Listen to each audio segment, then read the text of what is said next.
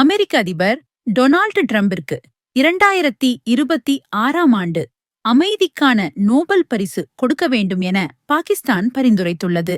பாகிஸ்தான் நாட்டின் இராணுவ தலைமை தளபதி அசிம் முனிருக்கு அமெரிக்கா அரசு அழைப்பு விடுத்த நிலையில் அவர் அங்கு சென்று அதிபர் டிரம்புடன் உரையாடல் நிகழ்த்தியதாகவும் வெள்ளை மாளிகை செய்தித் தொடர்பாளர் அன்னா கெல்லி தெரிவித்திருந்தார்.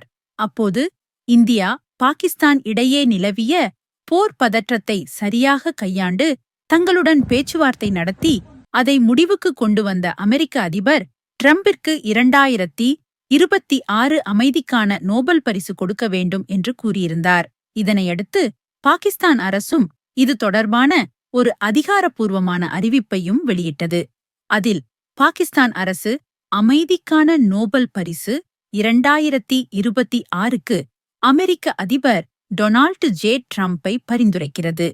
இதேபோல் டிரம்பிற்கு அமைதிக்கான நோபல் பரிசு வழங்கப்பட வேண்டும் என்ற பரிந்துரையை நார்வே நாடாளுமன்ற உறுப்பினர் மரியஸ் நில்சன் முன்வைத்தார்.